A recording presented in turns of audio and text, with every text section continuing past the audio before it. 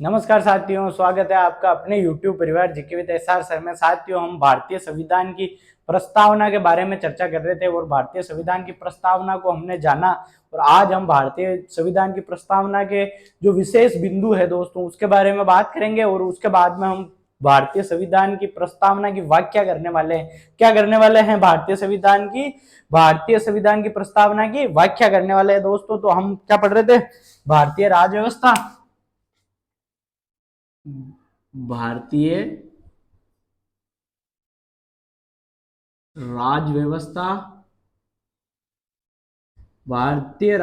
में हमारा कौन सा टॉपिक चल रहा था मित्रों? प्रस्तावना, जिसे क्या कहते हैं? उद्देश्य का प्रस्तावना को हमने पढ़ा कि भाई प्रस्तावना होती क्या है। प्रस्तावना क्या होती है दोस्तों? कि प्रस्तावना वह चीज है जो किसी भी चीज को एक संक्षिप्त रूप में बता सके।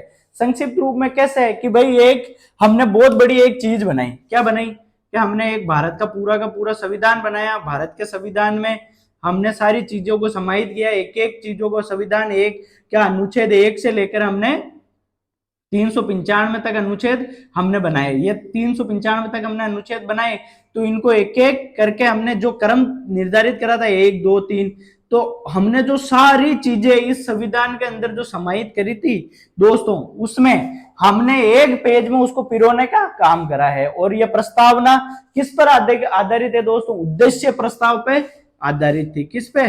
उद्देश्य प्रस्ताव पर आधारित। यह उद्देश्य प्रस्ताव किसने पेश करा था दोस्तों? पंडित जवाहरलाल नेहरू ने। किसने? पंडित जवाहरलाल नेहरू ने। कब करा था दोस्तों? 13 दिसंबर 1946 को करा था। कब करा था? 13 दिसंबर 1946 को करा था। यह उद्देश्य प्रस्ताव में क्या था? कि हम भारत के संविधान का निर्माण कैसे करेंगे, कि हमें क्या क्या चीजें चाहिए। जैसे हम माना कि कोई सब्जी बनाते हैं। अब सब्जी बनाते हैं तो हमें उसके अंदर कौन सी चीजों की आवश्यकता होती है, कौन सी चीजें हमारे लिए कंपलसरी है, कौन सी चीजें हमारे लिए अनकंपलसरी है। मतलब वो होगी तो भी चलेगी, ना होगी तो भी चलेगी। जैसे नीति निर्देशक तत्व है, वो हमारा देश जब आजाद हुआ था उस समय कंपलसरी नहीं थी, लेकिन मूल अधिकार वो क्या थे दोस्तों? कंपलसरी थे, मतलब अनिवार्य थे। अगर आपके मूल अधिकारों की पालना नहीं होती है तो आप कहां जा सकते हो? सुप्रीम कोर्ट जा सकते हो। लेकिन अगर आपके नीति निर्देशक तत्व आपको नहीं मिल रहे तो आप सुप्रीम कोर्ट नहीं जा सकते हैं। क्यों? क्योंकि जो नीति निर्देशक तत्व है वो वाद योग्य नहीं है, बल्कि मूल अधिकार क्या है? वाद योग्य है। तो ये चीज हमारे क्या थी? संविधान में थी। पंडित जवाहरलाल नेहरू ने माना कि ये संविधान सभा बैठी थी हमारी। संविधान सभा के अंदर संविधान सभा के सारे क्या बैठे थे? सदस्य। अब इन सदस्यों के सामने जब पंडित जवाहरलाल नेहरू ने क्या पढ़ा था? उद्देश्य प्रस्ताव पढ़ा था दोस्तों। क्या पढ़ा था? उद्देश्य प्रस्ताव। ये कौन है? पंडित जवाहरलाल नेहरू। इन्होंने क्या पढ़ रहे थे? ये उद्देश्य प्रस्ताव पढ़ रहे थे। और ये अपने जितने भी भारत के संविधान के नागरिक थे दोस्तों, इनको क्या बता रहे थे? कि हमारे देश के संविधान में हमें ये चीजें चाहिए। मतलब क्या आप सबको हमारे देश के संविधान के अंदर मूल अधिकार होने चाहिए या नहीं चाहिए? हमारे देश के अंदर सबको सामाजिक, आर्थिक और राजनीतिक न्याय मिलनी चाहिए या नहीं मिलनी चाहिए? ये सारी चीजें हमारे देश के नागरिकों को भविष्य में नीति निर्देशक तत्व मिलने चाहिए या नहीं मिलने चाहिए? देश में एक राष्ट्रपति होगा या नहीं होगा? राष्ट्रपति। देश कैसा होगा? हमारा गणराज्य होगा। कैसा होगा दोस्तों? गणराज्य होगा। हमारे देश में कौन सी व्यवस्था होगी? संसदीय व्यवस्था होगी। क्या होगी? संसदीय व्यवस्था। हमारे देश में क्या होगी? स्वतंत्र न्यायपालिका। हमारे देश में क्या होगी? एकल नागरिकता। हमारे देश में और क्या क्या हमारे को व्यवस्था चाहिए दोस्तों? कि हमारे देश में संघीय व्यवस्था होगी। संघीय व्यवस्था कैसे होगी? कि भारत के अंदर राज्य और केंद्र दोनों ही रहेंगे। मतलब राज्य और केंद्र दोनों ही अपनी अपनी जगह रहेंगे और दोनों के अंदर क्या होगा? शक्तियों का विभाजन होगा दोस्तों। क्या होगा? शक्तियों का विभाजन होगा। अब देखो कि भाई अब भारत की संविधान की प्रस्तावना तो बना दी। भाई प्रस्तावना का मतलब क्या है? प्रस्तावना का मतलब यह है कि हमारे भारत के संविधान में ये चीजें शामिल की जाएगी। कौन सी चीजें? जो मैंने अभी बताई थी, क्या? गणराज्य। भारत एक क्या होगा? गणराज्य। मतलब गणराज्य मतलब क्या है? भारत का सबसे जो पहला नागरिक, मतलब भारत का प्रथम नागरिक होगा, वो क्या होगा? चुना हुआ होगा। भारत का प्रथम नागरिक क्या होगा? चुना हुआ। प्रथम नागरिक चुना हुआ कैसे होगा दोस्तों? कि भारत का जो राष्ट्रपति होता है उसका क्या होता है? चुनाव होता है। वो चुनाव किस रूप में होता है? अप्रत्यक्ष रूप से होगा। अप्रत्यक्ष रूप से होता है। अब देखो अप्रत्यक्ष रूप से कैसे होता है? क्योंकि उसके अंदर कौन भाग लेता है? लोकसभा के सदस्य, लोकसभा के सदस्य और विधानसभा के सदस्य। अब देखो इनमें मनोनीत सदस्य क्या नहीं लेते दोस्तों? भाग नहीं लेते हैं। क्या नहीं लेते? भाग नहीं लेते हैं। अब देखो ये सारी चीजें हमने क्या करी? व्यवस्था चुनी चुनी हमने भारत के संविधान में। अब देखो कि भाई राज्य राज्य राज्य होगा वो क्या होगा दोस्तों? कि केंद्र के अधीन होगा। मतलब कोई भी राज्य ऐसी कभी भी मंशा जाहिर नहीं कर सकता है कि उसके मन में आया और वो ऐसे बोल दिया कि हम तो भारत से अलग होना चाहते हैं। मतलब वो ऐसी कोई भी मंशा अपने अंदर नहीं कर सकता है दोस्तों, क्योंकि भारत की प्रस्तावना के अंदर जो सारी चीजें थी, देखो अब हम भारत के संविधान की प्रस्तावना एक बार समझते हैं वापिस।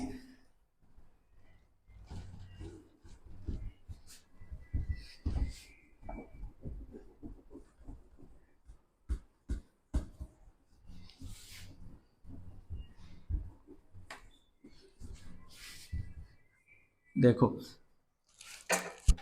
प्रस्तावना माना कि ये हमारे भारत का संविधान है। ये हो गया भारतीय संविधान। भारतीय संविधान। अगर हम इस भारतीय संविधान का पहला पेज खोलेंगे, मतलब संविधान को हमने पहला पेज खोला संविधान का, तो पहला पेज खोलते ही क्या आएगी उसके ऊपर? पहले पेज के ऊपर आएगी उद्देश्य का। उद्देश्य का मतलब प्रस्तावना। प्रस्तावना आ गई। और इस प्रस्तावना में क्या क्या लिखा हुआ है वो हमने कल की क्लास में देख लिया था दोस्तों। हम भारत के लोग, हम भारत के लोग, आगे डैश डैश पूरा, ये हमारे पूरे भारत के संविधान की क्या आ गई? प्रस्तावना आ गई। ये कब पारित हुई थी? 26 नवंबर 1949 को। अब देखो कि ये जो हमने भारत के संविधान की प्रस्तावना बनाई, इसके चारों ओर दोस्तों हमने क्या करी? डिजाइन। ये डिजाइन करी थी भारत के जबलपुर के एक प्रसिद्ध चित्रकार बहरम सिंह राम मनोहर सिन्हा। किसने करी थी? बहरम राम मनोहर सिन्हा। जो भारतीय संविधान के जो प्रस्तावना और भारतीय संविधान का जो प्रस्तावना के जो चारों ओर जो डिजाइन की गई थी दोस्तों, वो किसने करी थी? बहरम सिंह राम मनोहर सिन्हा। ये कहाँ के थे दोस्तों? जबलपुर के। कहाँ के थे? जबलपुर के थे। अब देखो भारतीय संविधान की हमने प्रस्तावना बना दी। अब प्रस्तावना के अंदर जो शब्द जोड़े गए थे दोस्तों, कौन से? समाजवादी, समाजवादी, पंथ निरपेक्ष, पंथ निरपेक्ष और अखंडता। अखंडता ये कौन से संविधान संशोधन के तहत जोड़े गए दोस्तों? 42वें संविधान संशोधन 1976 में। कब जोड़े गए? 42वें संविधान संशोधन 1976 के अंदर। जब भारत के संविधान की प्रस्तावना जब लिखी गई थी जब पहली बार, तब इसमें शब्द कितने थे? 84, मतलब 84 थे। और वर्तमान में भारत के संविधान की प्रस्तावना में शब्द कितने हैं? 87। मतलब इसमें कितने शब्द जोड़े गए थे दोस्तों? 3 शब्द। कितने? 3 शब्द। और वे 3 शब्द कौन से थे? समाजवादी, पंथ निरपेक्ष, अखंडता। ये सारे शब्द किसमें जोड़े गए थे? भारत की प्रस्तावना में जोड़े गए थे दोस्तों। अब देखो इसमें कि अगर हम इसमें बात करें कि भारतीय संविधान में कौन सी प्रस्तावना के अंदर न्याय की बात करी थी दोस्तों, न्याय कौन सी देने की बात करी है इसमें? न्याय देखो, सामाजिक, सामाजिक आर्थिक और राजनीतिक। कितने प्रकार की न्याय की बात करी दोस्तों? सामाजिक, आर्थिक और राजनीतिक, ये 3 प्रकार की न्याय की बात करी। अब देखो, यह भारतीय संविधान था। यह भारतीय संविधान को जब हमने ओपन करा तो उसके अंदर की पहली प्रस्तावना आई, उसमें क्या लिखा हुआ था? हम भारत के लोग। अब जो ये हम भारत के लोग है दोस्तों, इसका ये जो कोटेशन है ये किसने दी थी? ये कोटेशन दी थी रोहिणी देवी ने। रोहिणी देवी ने। किसने दी थी? रोहिणी देवी ने। अब इस भारत, हम भारत के लोग के स्थान पर हम ईश्वर के निर्भर के ऊपर भारत के लोग, यह शब्द किसने दिया था दोस्तों? यह शब्द दिया था एच.वी. कामत ने। किसने दिए थे? एच.वी. कामत ने दिए थे दोस्तों। किसने? एच.वी. कामत ने दिए थे।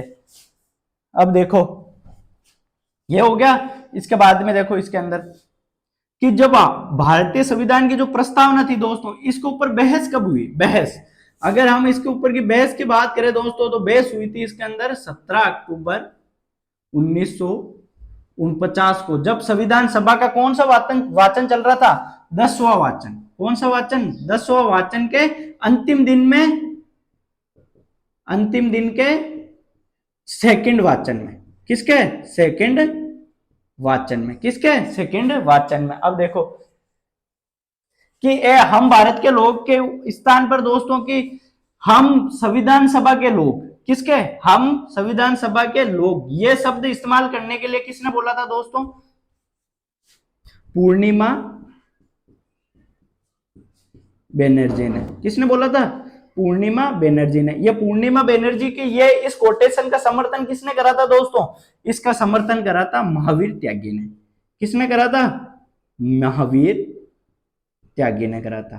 किसने करा था? महावीर त्यागी ने। और हम भारत के लोग, इसका समर्थन किसने करा था? हम भारत के लोग का इसने करा था बी.आर. अम्बेडकर ने। जब बी.आर. अम्बेडकर ने कहा कि जब 13 उपनिवेशों से मिलकर अमेरिका के लोग अपना आप को यूएसए कह सकते हैं, तो हम भारत के लोग, हमारी जो संविधान सभा है उसके अंदर हर एक भारत के क्षेत्र का प्रतिनिधित्व होता है, तो हम सब मिलकर इस संविधान सभा की जगह हम भारत के लोग शब्द का प्रयोग क्यों नहीं कर सकते? हमें पूरा का पूरा हक है कि हम ये कह सकते हैं दोस्तों। ये मैं आशा करता हूं कि ये चीजें आपको समझ में आई होगी। अब हम इसको लिखते हैं दोस्तों। एक बार आप अगर ऐसा चार्ट बनाना चाहते हो तो बना लो, लेकिन इसकी कोई जरूरत नहीं है। हम इसको पूरे एक बार विस्तृत तौर पे लिखते हैं दोस्तों। मैंने आपको प्रस्तावना को समझा दिया है।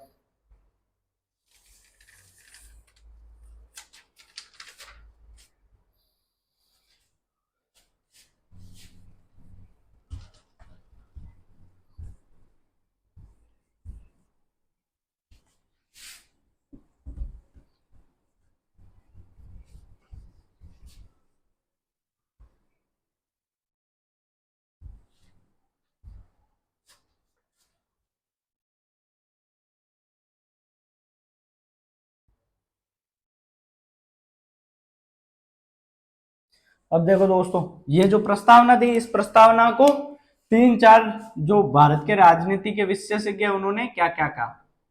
प्रस्तावना। अब देखो, पहले व्यक्ति थे सीजे फेड्रिक। सीजे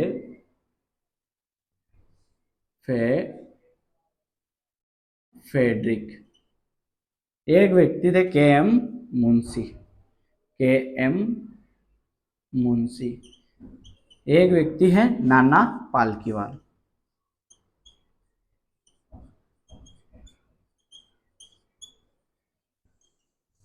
नाना पालकीवाला। ठीक है दोस्तों, ये पूरा शब्द एक है। अब देखो, सीजे फेड्रिक ने भारतीय संविधान की प्रस्तावना को क्या कहा? कि ये भारतीय जनमत का प्रतिबिंब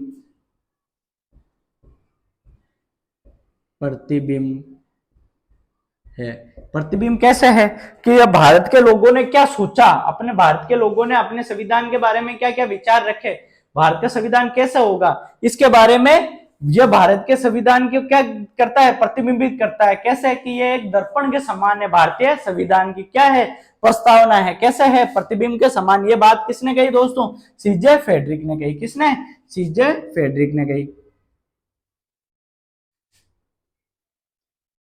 प्रस्तावना को किसने कहे, मुंशी ने प्रस्तावना को राजनीतिक राजनीतिक कुंडली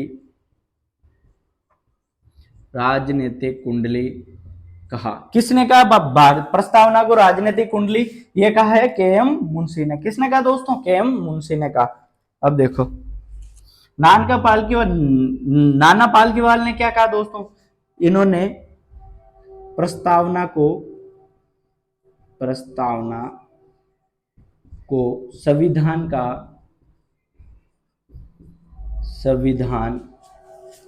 का परिचय पत्र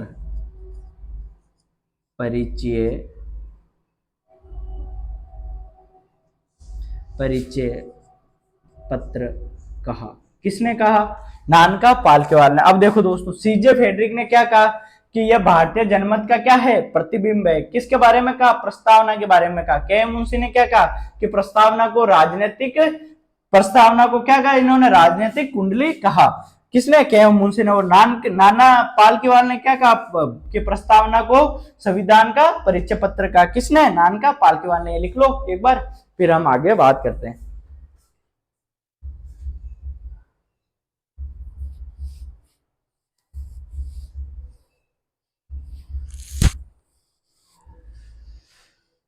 जल्दी लिखो दोस्तों।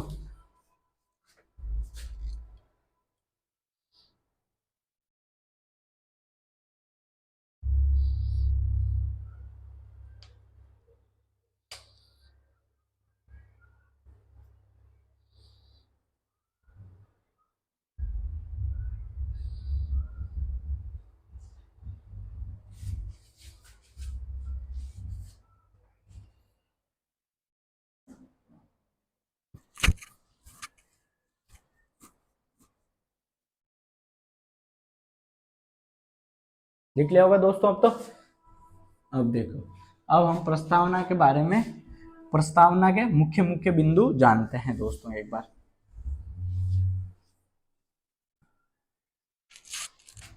लिखो,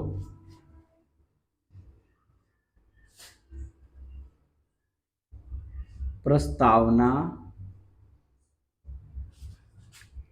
पंडित जवाहरलाल नेहरू, पंडित जवाहरलाल नेहरू के उद्देश्य प्रस्ताव पर आधारित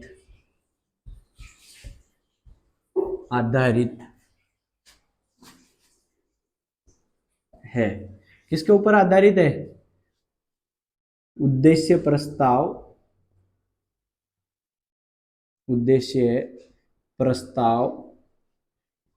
22 जनवरी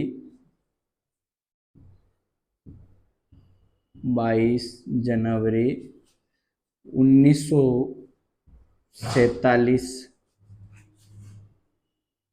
को पारित हुआ। कब पारित हुआ दोस्तों, 1947 को पारित हुआ।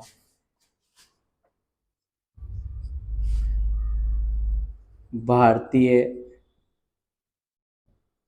संविधान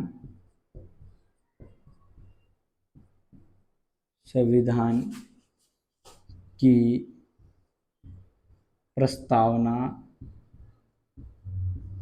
प्रस्तावना की डिजाइन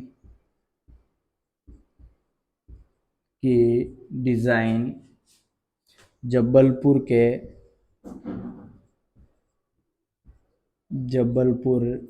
के प्रसिद्ध चित्रकार प्रसिद्ध चित्रकार बहरम सिंह बहरम राम मनोहर सिन्हा ने किया। प्रस्तावना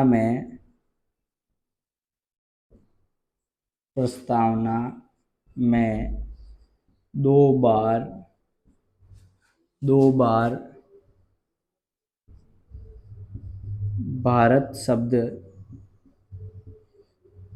भारत शब्द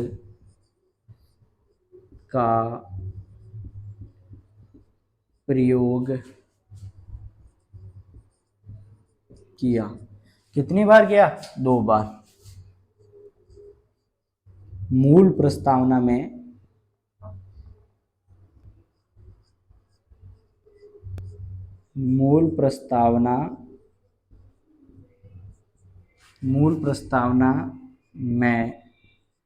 84 शब्द थे। वर्तमान में 87 शब्द है। कितने शब्द है? 87 शब्द है। 42वें संविधान संशोधन 1976 में समाजवादी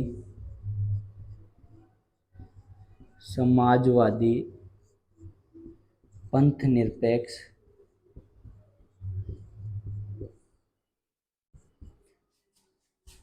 और अखंडता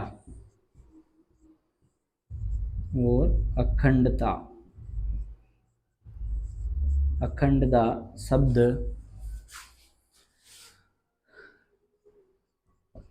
जोड़ा गया। लिखो दोस्तों एक बार जल्दी से, इसके बाद में हम आगे बात करते हैं।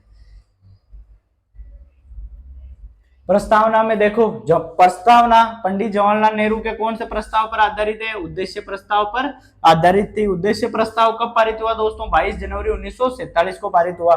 भारतीय संविधान की प्रस्तावना की डिजाइन किसने करी थी? जबलपुर के प्रसिद्ध चित्रकार बहरम राम मनोहर सिन्हा ने किया।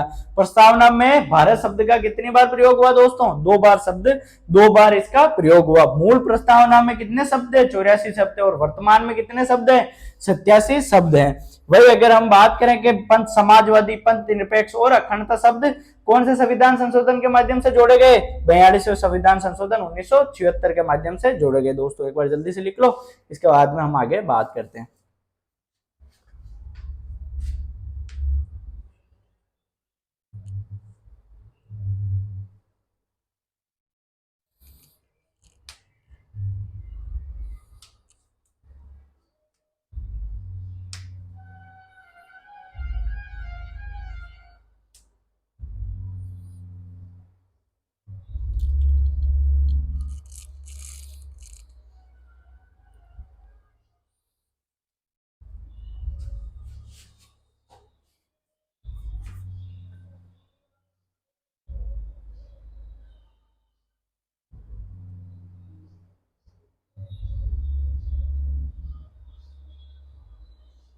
लिख लिया होगा दोस्तों। अब देखो आगे एक बार वापस समझ लेते हैं हम प्रस्तावना को। अब इसके आगे समझ के फिर इसके आगे लिखते हैं एक बार फिर।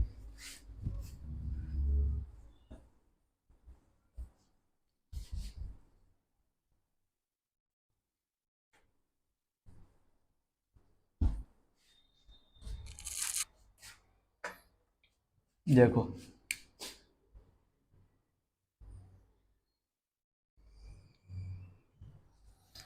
ये आगे प्रस्तावना।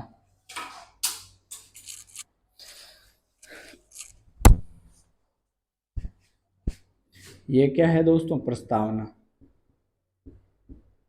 प्रस्तावना में देखो कि हम स्वतंत्रता की बात करते हैं कि स्वतंत्रता कौन सी दे रखी है इसमें।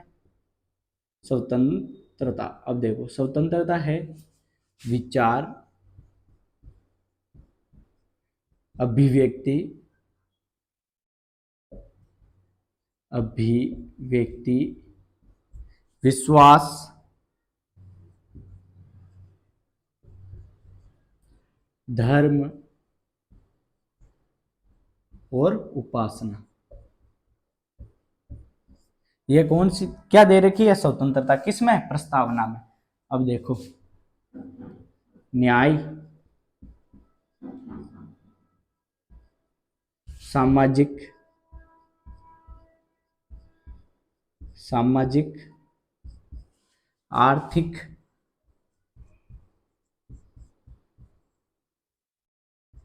और राजनीतिक। कितने प्रकार की न्याय के उल्लेख है, सामाजिक, आर्थिक और राजनीतिक। समता, समता कौन सी दे रखी है दोस्तों, देखो प्रतिष्ठा और अवसर। कितने प्रकार की समता का उल्लेख है दोस्तों, दो प्रकार की समता का उल्लेख है, प्रतिष्ठा और अवसर की समता। अब देखो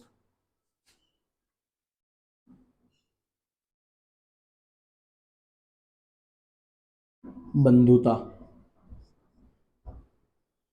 बंधुता क्या दे रखी है दोस्तों, व्यक्ति की गरिमा और राज्य की एकता और अखंडता। राज्य की एकता और अखंडता। अब देखो प्रस्तावना में कितने प्रकार की स्वतंत्रता के बारे में बात की गई है दोस्तों, देखो विचार, अभिव्यक्ति, विश्वास, धर्म, उपासना के बारे में। वही अगर हम बात करेंगे हमारे भारत के संविधान की प्रस्तावना में कितने प्रकार की न्याय के बारे में बात की गई है, तीन प्रकार के न्याय। कौन सी है दोस्तों, सामाजिक, आर्थिक और राजनीतिक न्याय। वही अगर हम बात करें कि समता, कितने प्रकार की समता का उल्लेख है, दो प्रकार की समता का उल्लेख है। कौन से प्रतिष्ठा और अवसर की समता। वही अगर हम बंधुता की बात करें दोस्तों, तो व्यक्ति की गरिमा और राज्य की एकता और अखंडता। ये लिख लो, इसके बाद में हम आगे बात करते हैं। एक बार जल्दी लिखो।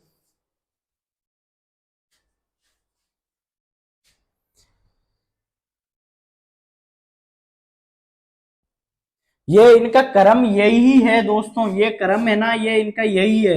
सबसे पहले स्वतंत्रता के क्या, स्वतंत्रता में कौन सी चीजों के बारे में बात की गई, सबसे पहले विचार के बारे में, फिर व्यक्ति की अभिव्यक्ति की के बारे में, फिर विश्वास के बारे में, फिर धर्म के बारे में, फिर उपासना के बारे में।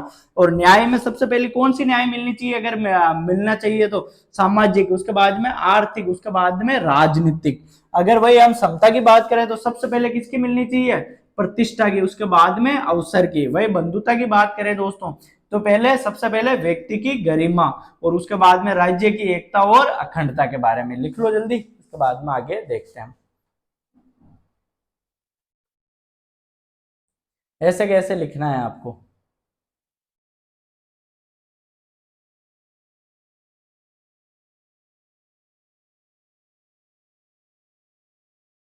लिख लिया होगा। अब देखो आगे,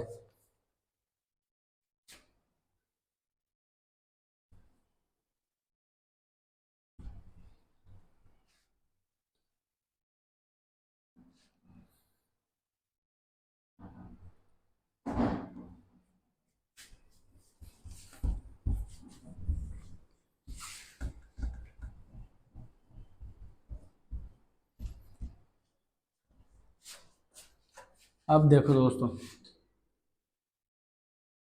संविधान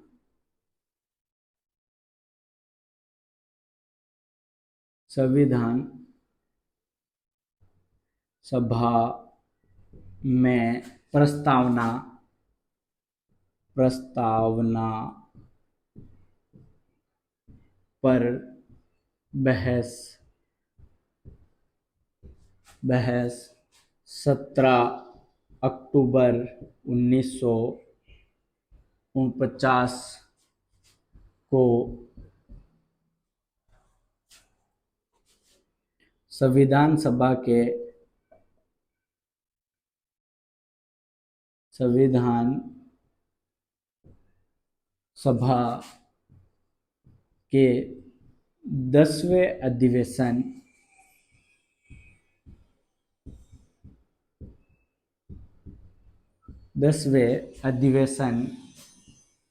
के अंतिम दिन दिन के अंतिम दिन के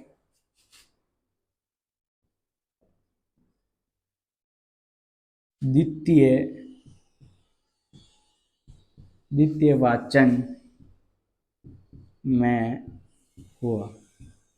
किसमें हुआ? भारतीय संविधान सभा की भारतीय संविधान सभा में देखो प्रस्तावना पे बहस कब हुई थी? 17 अक्टूबर 1949 को संविधान सभा के 10वें अधिवेशन के अंतिम दिन के द्वितीय वाचन में हुआ था। किसके ऊपर बहस हुई थी? प्रस्तावना के बारे में बहस हुई थी। किसमें? भारतीय संविधान सभा में। कब हुई थी? 17 अक्टूबर 1949 को हुई थी। उस समय अधिवेशन कौन सा था? 10वां अधिवेशन था। और दिन कौन सा था? 10वें अधिवेशन का अंतिम दिन था। उसमें वाचन कौन सा था? द्वितीय वाचन था दोस्तों। अब देखो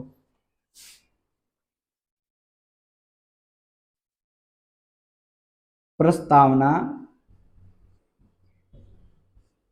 में हम भारत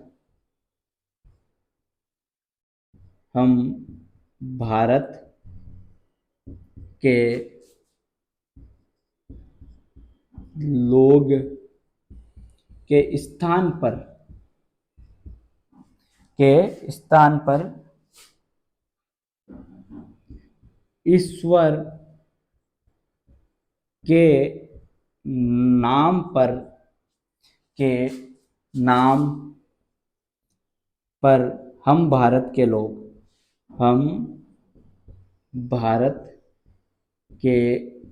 लोग का सुझाव केवी कामत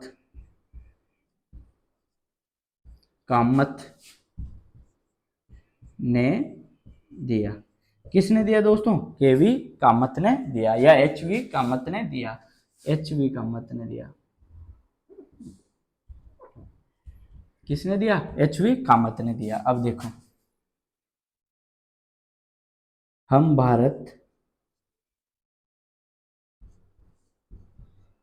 भारत के लोग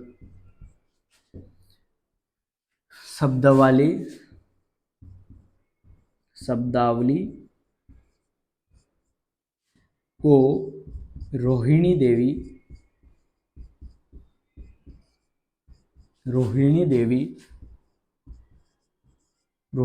देवी ने दिया, जिसको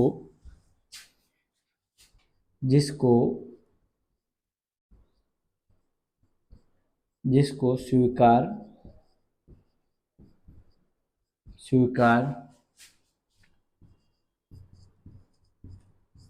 किया गया। किसको स्वीकार किया गया? हम भारत के लोग। क्या हमने जो प्रस्तावना पढ़ी थी दोस्तों उसमें हम भारत के लोग जो शब्दावली का प्रयोग किया गया था, क्या आपको लगता है सब लोग उसके ऊपर सहमत थे? दोस्तों हर लोगों ने अपनी अपनी अलग राय दी, लेकिन सबसे ज्यादा जो मान्य मत था वो कौन सा था? हम भारत के लोग। तो भारतीय संविधान की प्रस्तावना में किसको शामिल किया गया था दोस्तों? हम भारत के लोग। ये और कौन से देश की प्रस्तावना में लिखा गया है दोस्तों? ये अमेरिका की और ऑस्ट्रेलिया की संविधान की प्रस्तावना में यह शब्द लिखा गया है। वहां से हमने कब कॉपी पेस्ट किया है दोस्तों? क्या किया है? कट कॉपी पेस्ट किया है।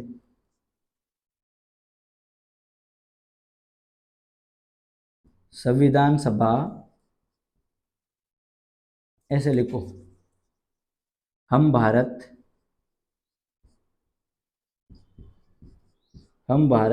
के लोग के स्थान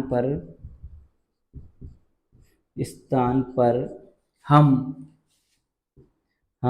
संविधान सभा के लोग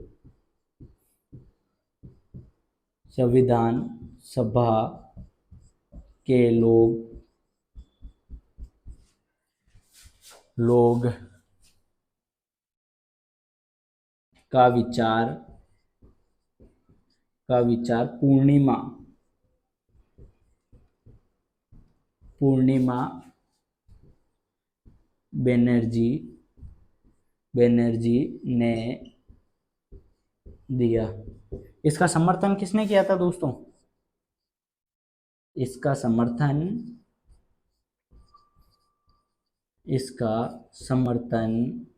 महावीर त्यागी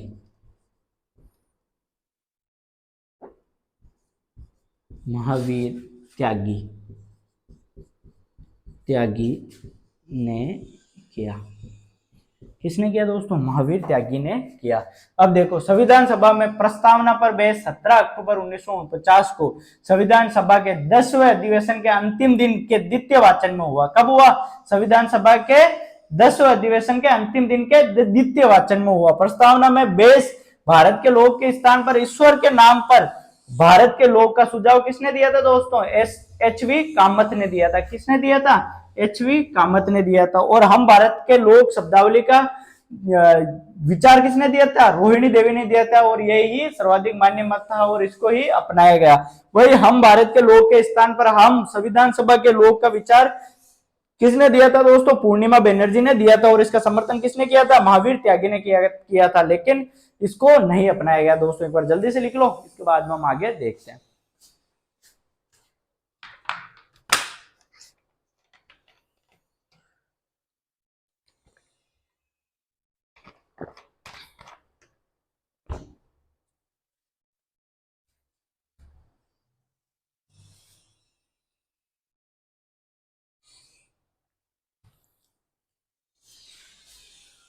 लिखो दोस्तों जल्दी से।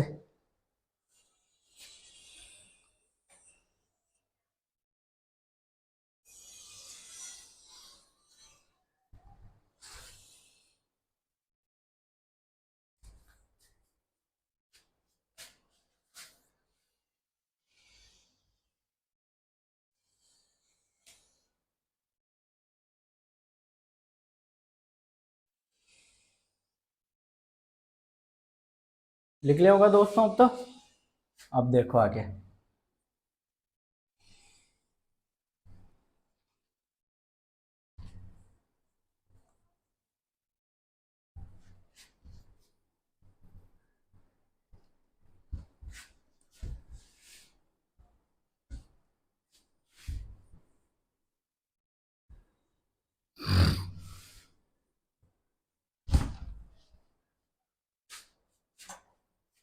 अब B.R. अम्बेडकर ने क्या कहा दोस्तों? देखो, B.R.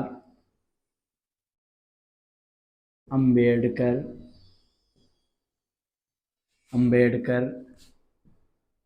ने कहा जब 13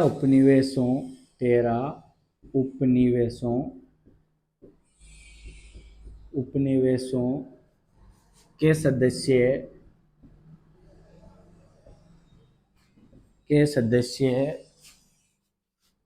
अपने आप को USA कह सकते हैं, तो हम 300 लोग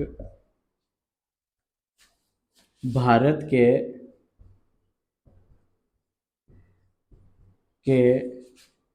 अलग अलग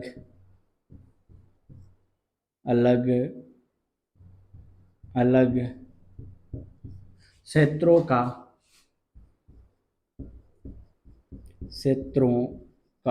प्रतिनिधित्व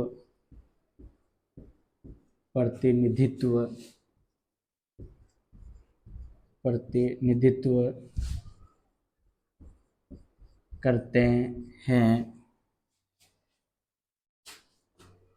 तो हमें भी पूरा हक है। हम भारत के भारत के लोग, हम भारत के लोग कहने का, देखो दोस्तों, बी आर अम्बेडकर ने क्या कहा, जब 13 उपनिवेशों के सदस्य अपना आप को यूएसए कह सकते हैं। 13 उपनिवेश कैसे दोस्तों, जब भारत का संविधान बन रहा था, जब उस समय अमेरिका में कितने उपनिवेश से मिलकर बना था, मतलब उससे पहले बन गया था अमेरिका तो, लेकिन उसमें कितने उपनिवेश थे, 13 उपनिवेश थे, और वर्तमान में तो 50 हो गए वहां पे, मतलब राज्य। तो हम भारत के 300 लोग, मतलब अलग अलग क्षेत्रों का प्रतिनिधित्व करते थे, मतलब पूरे भारत का प्रतिनिधित्व करते थे, तो अपना आप को पूरा पूरा हक रखते हैं हम भारत के लोग कहने का दोस्तों। तो आज हमारी प्रस्तावना की जो बेसिक जानकारी थी वो होती है समाप्त। कल हम बात करेंगे दोस्तों प्रस्तावना की व्याख्या के बारे में। किसके बारे में बात करने वाले, प्रस्तावना की व्याख्या। एक बार लिख लो ये, आज की क्लास में बस इतना ही, कल बात करेंगे प्रस्तावना की पूरी व्याख्या के बारे में। आशा करता हूँ ये चीजें आपको समझ में आई होगी। अगर आपको चीजें समझ में आ रही है तो चैनल को ज्यादा से ज्यादा संख्या में शेयर करें दोस्तों, और लाइक करें हर एक वीडियो को, और नोट्स बना रहे होंगे आशा करता हूं मैं। जीवन में अगर आपको कुछ करना है तो मेहनत तो करनी पड़ेगी दोस्तों, मेहनत के अलावा और हमारे पास में दूसरा कोई विकल्प नहीं है। आपको पता है बिना कुछ किए जय जयकार नहीं होती। इस आसमान में अगर आपको उड़ना है तो सारी चीजों को आपको समझना होगा, पहले आपको दूरियों का अंदाज लगाना होगा कि आप में कितनी क्षमता है दोस्तों। बस आज की क्लास में इतना ही। जय हिंद। छोटों को प्यार दे, बड़ों का सम्मान करे, और अपना व्यक्तित्व इस प्रकार से विकसित करे दोस्तों कि महिलाएं आपके साथ में सुरक्षित महसूस करे। जय हिंद।